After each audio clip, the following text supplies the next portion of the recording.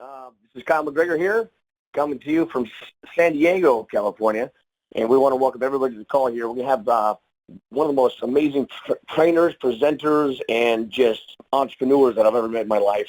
The gentleman is very close to my heart because he loves caring and giving and contributing, and it's a very exciting time that we have in the world of e-commerce and building infrastructure within a company that we could position ourselves to profit at the beginning of it. Guys, this is a moment in time that we'll never, ever forget. And so it's very exciting to watch an industry just literally coming up. It's like we've probably seen as many times in different industries talking about, the rise of an industry, and all of a sudden it is what it is today, but it took some foresight, took some vision to see something before everyone else could see it. And position yourself to profit in the rise of an industry is magnificent. And really, those kind of what dreams are made of. Because if you can position yourself to profit, find a solution to a problem that exists within an industry, and capitalize on the rise of that industry, you can make an absolute fortune. So that's why we're here.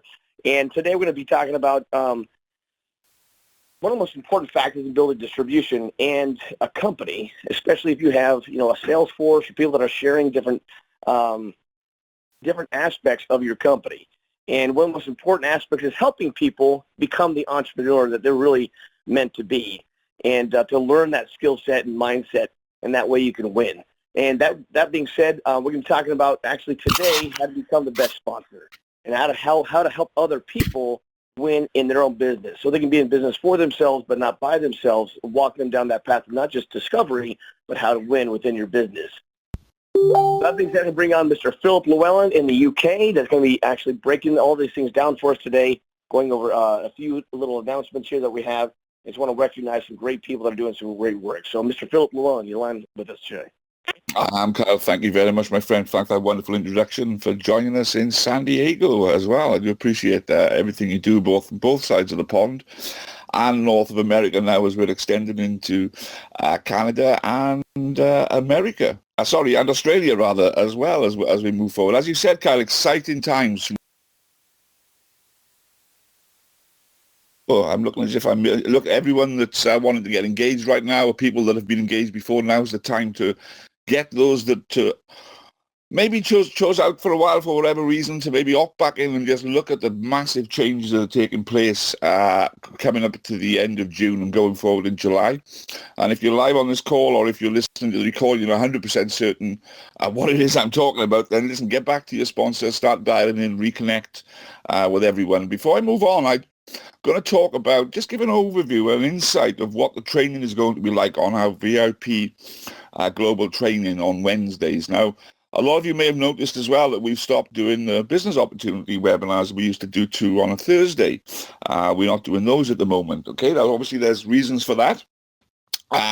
So the reason that we're going to do the way to become the best sponsor you can be this Wednesday is because, it doesn't matter what business you're in, really, okay? Well, what you're promoting, the actual mechanics of this business are really all but the same, okay? It's the same mindset, it's the same methodology, it's the same psychology, it's the same things that you do to build a business, to build a brand, to grow and develop yourself, to bring value to the marketplace, and to learn what it means to not just be in this business, but to empower other people to see success in this business. And that is really what everyone's ultimate aim should be. But also, people should be aware that the vast majority of people that join this business, they never really have dreams and aspirations to be $20,000, $30,000, $50,000 a month earners on a stage with 3,000 people clapping at them and going, I want to be like those one day.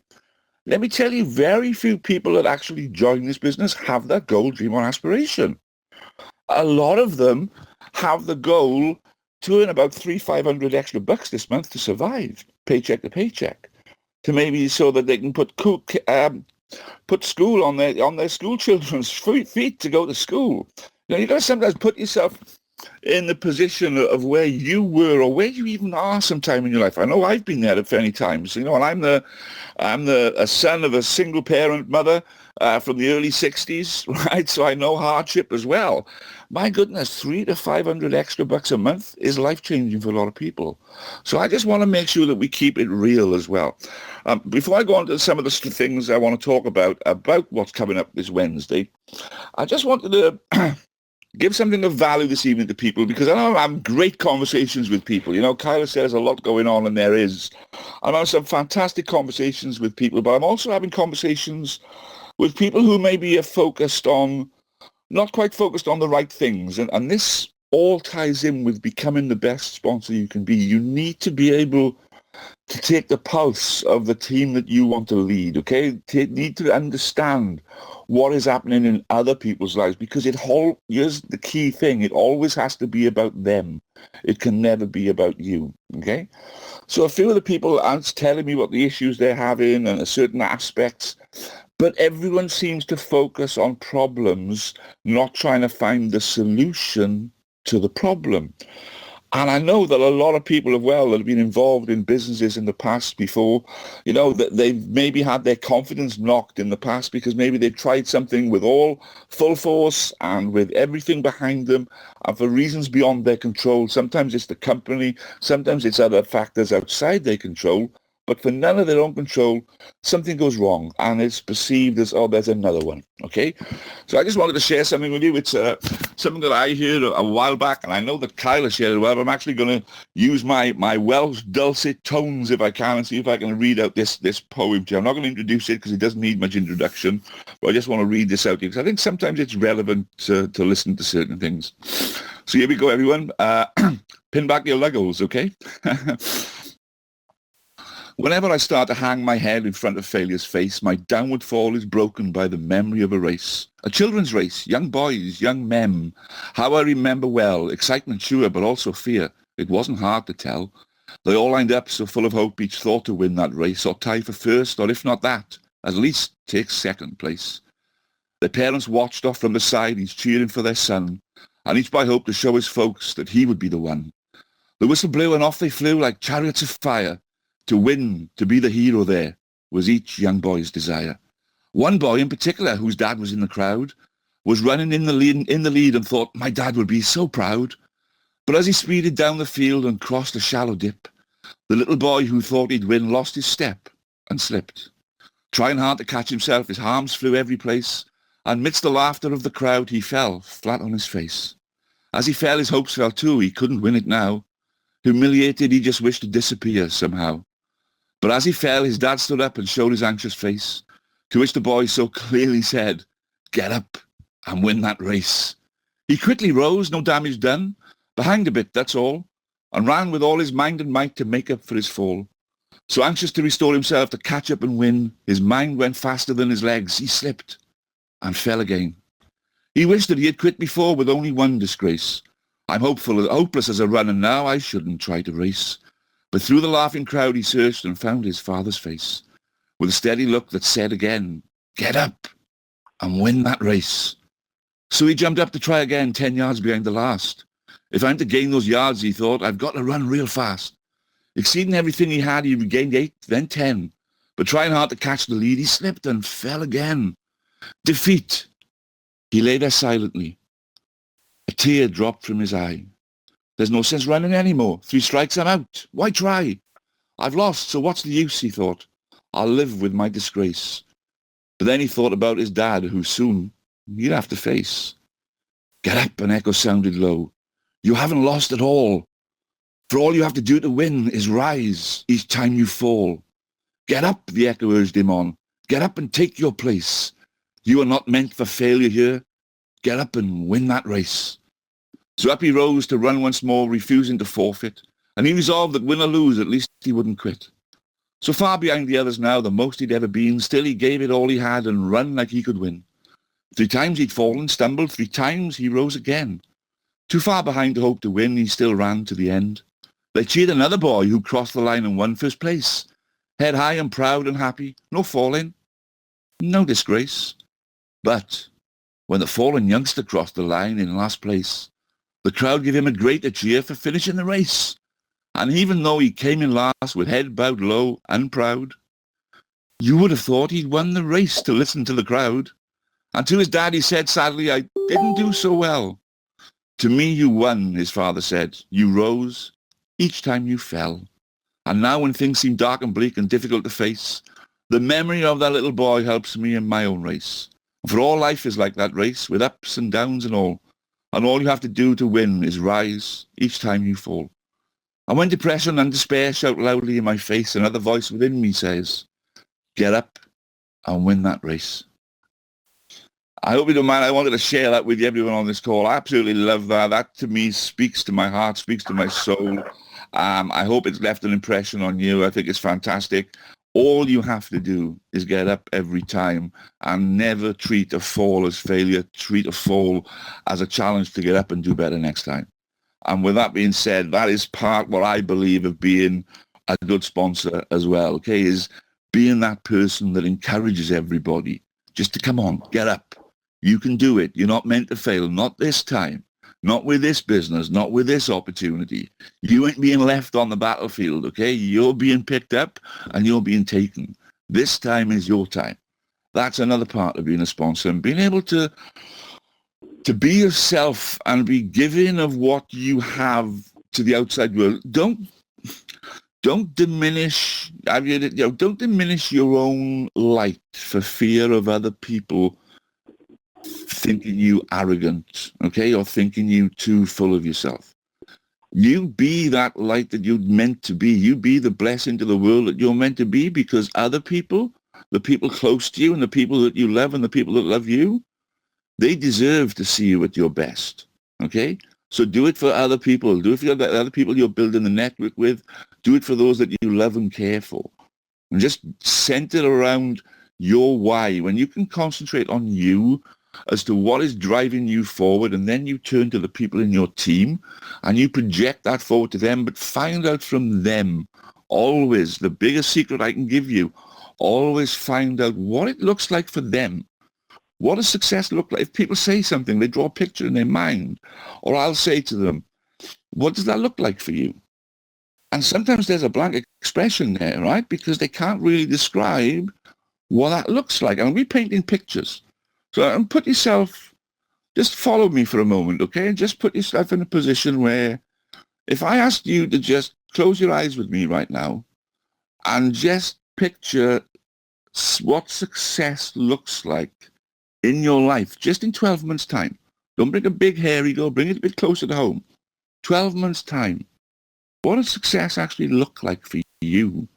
What in your mind, what is success? Because that is what is important for any sponsor to know.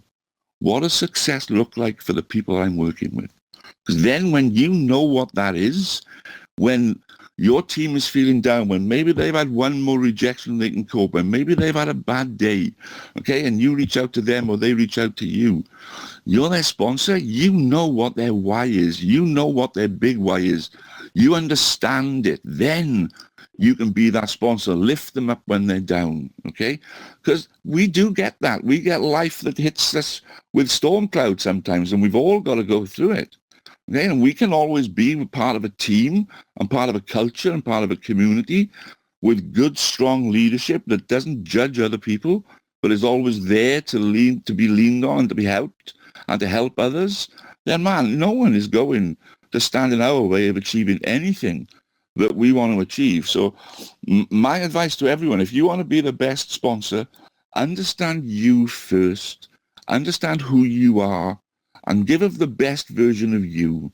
Okay? Don't pretend to be someone that you think other people should want you to be.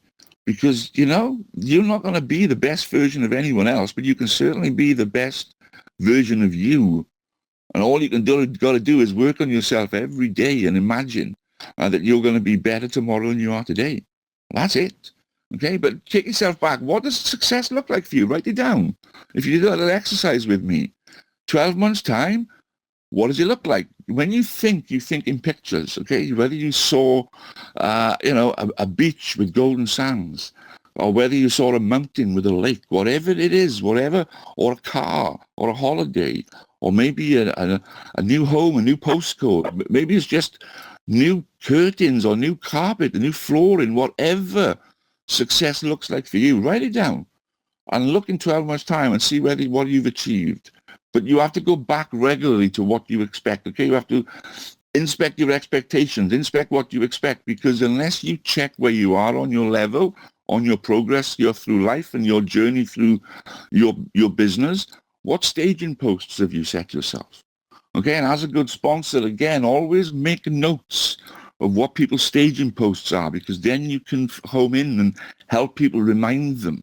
You know, in the next 6 months' time, you expected to have achieved X. You were expected to receive Y, whatever it is, because this business is all about accountability and duplication. Okay, if you hold yourself and hold your team to accountability of what they've set for goals for themselves, and if you've asked them what that looks like for themselves, and they believe that they can do that in 12 months' time, and you've accepted that with your help, you also believe that they can do that in 12 months' time, because you believe them when they said it, because you've done your job properly. Because sometimes you have to challenge people. Here's a little, I'll give you this little tip, and then I'll move on, because, that 20 minutes, that's not too bad, actually. I always ask people a few questions, and it's about managing expectations when you're a sponsor as well, okay? It's about, you get some people, and let's give an example. I'll say, well, what are your expectations? What does success look for you in 12 months' time? And it could be, let's take it extreme, okay? And say, well, I want a red Ferrari, I want to be earning $25,000 a month. Okay, that's cool. How many hours a week have you got to dedicate to the business to achieve that goal?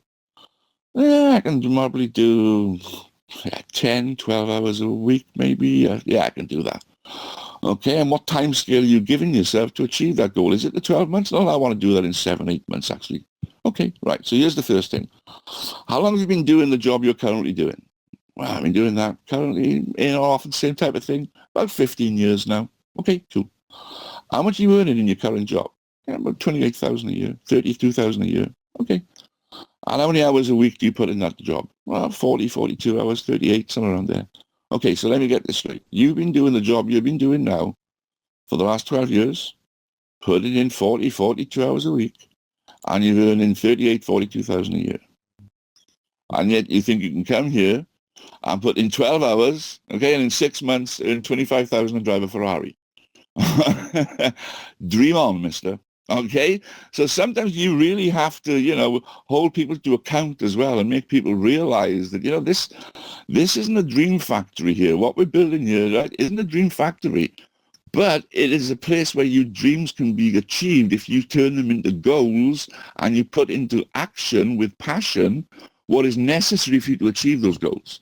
And if you want an accountability partner, you want someone to hold you to account, then you're in the right place, because that's what we try in a culture within this team environment. Okay, we've always got upline support members, we've always got cross-team support. And I always try and encourage everyone, certainly in my team, to find yourself an accountability partner.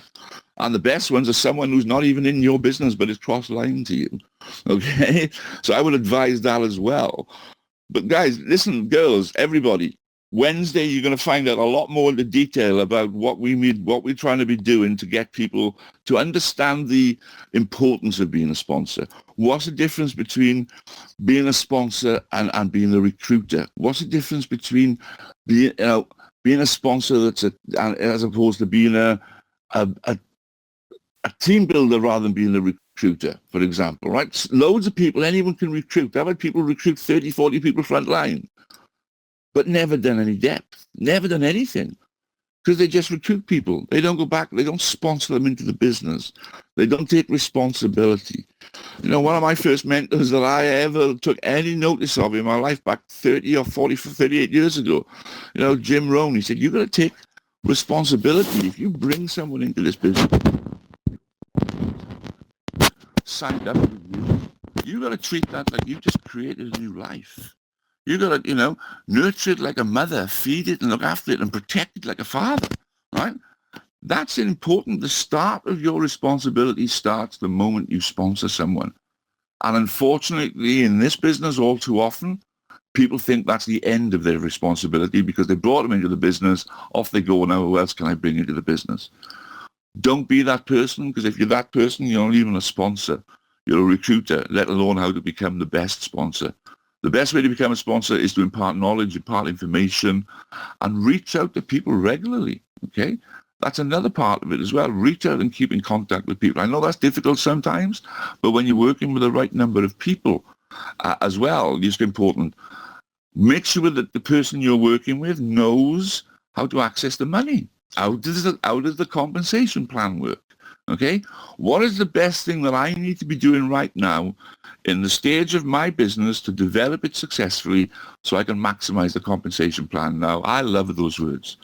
Maximize the compensation plan. Okay? I'm all for that. And I can tell you, I'm doing a lot of research and studying right now to work out, teams of 5, teams of 20, teams of 40, teams of 100. Few people might wonder what I'm on about, but everything's going to be coming clear soon. Honestly, this is such an exciting time to be in this business, to be tied up with e-commerce, to be on the verge of something that is going to impact lives, not just in America, but in the UK, in Canada, and in Australia in these next 12 to 18 months as well.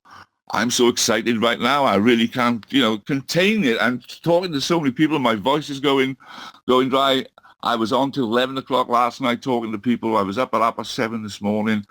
It is a good time to be alive, I can tell you, okay? We're doing a lot of work behind the scenes. I know that Richard and Gary are doing a lot of work behind the scenes as well. We're putting together a new getting started training, because that's all going to change, because it's going to be so much more simpler and so much more streamlined now, because we're not going to have any issues with, we're not going to have any of the issues that we've currently been experiencing. That's all going to be eliminated for us, okay? But just tune in on Wednesday. I think I've gone 25 minutes in. I want to round this off in 30 minutes. I appreciate this is your Sunday Sunday day in America, Sunday evening here in the UK. Just realize that some of the training might have been curtailed of late. There's no reason for that apart from we're redesigning a lot of our training. A lot of the things that we'll be doing moving forward will be enhanced upon and improved on what we had the last time you saw it. There'll be a new focus to our training as well, most certainly on the ease of customer acquisition, how we can bring new customers into this business as well, because that is a key skill in this business. And if you've got a model that rewards customer acquisition and you can bring customers into the business for free and they can earn a reasonable amount of money to get paid for shopping, then you probably will have a ratio appearing in a few months' time as to how many preferred customers on average out of 10 upgrade within 3 or 4 months of being a preferred customer. Now, I wouldn't mind betting that an average I might see might be about 25, 35% maybe. Well, if I know going into my team meeting that on average, for every 10 people that joins a member of mine as a preferred customer, within 4 months, 3.4 of them have upgraded to members, then my training for the next 6 months will be, how many free stores and preferred customers can you get, guys, over the next 3 or 4 months? Because the more stores you give away, the more business partners you end up with.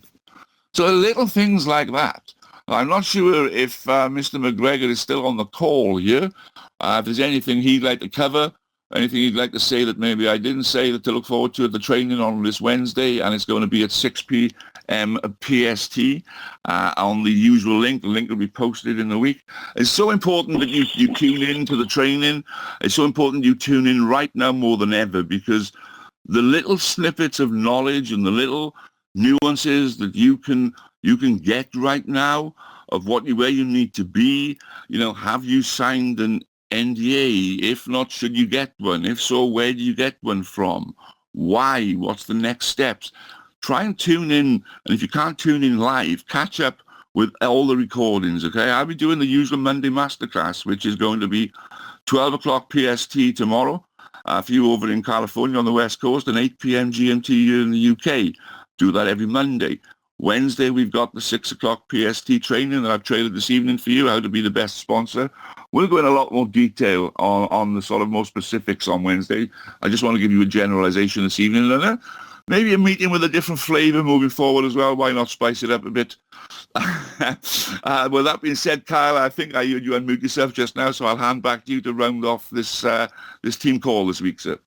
Oh, I thought Kyle was there. Okay, maybe I was wrong. All right, well, guys, I don't know. Maybe I will ask Mr. Shane Hyman. Is he there right now? He's come in. Maybe he would like to just maybe say a few words and add a second voice to the meeting as I close it out. Are you there, Shane? Oh, it would be my pleasure. Can you hear me, folks? Absolutely, sir. Yeah, why not? Why not give us a little bit of slant on something and let us know how things are in your life, sir. Carry on.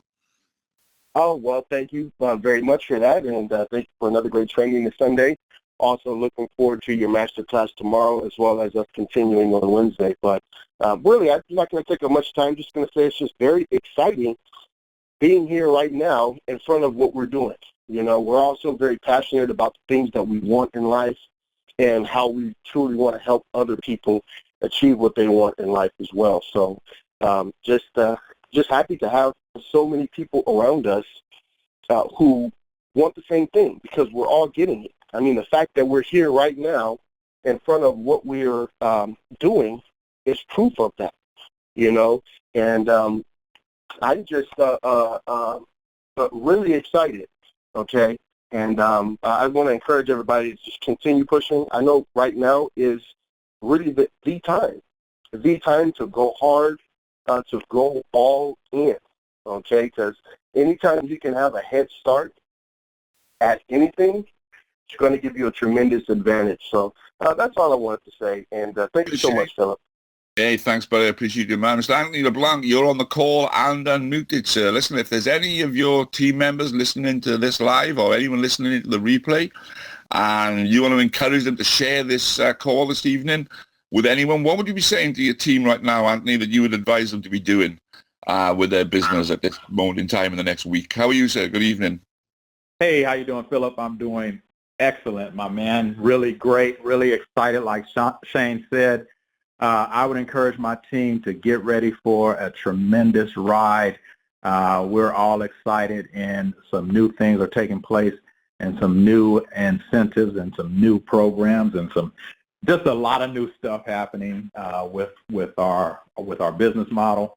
And got a lot of excited people. They got to get on these calls. They got to make sure that they're kept up to date with what's happening, and just go for it. You know, this is not the time to just sit back and watch other people make their dreams come true. This is the time to make your dreams come true, and we have something spectacular that we're going to be revealing that's going to actually help people to do a lot better than they've ever done before, and I'm just super, super excited about it.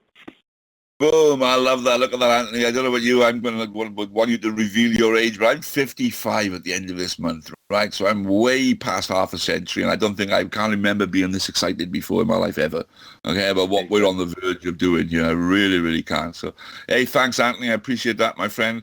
Everything that you're doing great stuff. Looking forward to meeting up with you guys when I come back out soon. I believe that there's some filming going on in Southern California soon for some new videos as well. So we're going to have some new stuff going to come out soon. Such an exciting time. I don't know how I'm keeping up, let alone making sure that you guys all keep up as well. But that's the aim. And with that being said, just past 8:30 in the UK, just past 12:30 midday in California, wherever you are in Southern California. Thanks very much. Thanks for joining us. Tune in the rest of the week. This call is now officially over. Take care, everybody. Bye for now.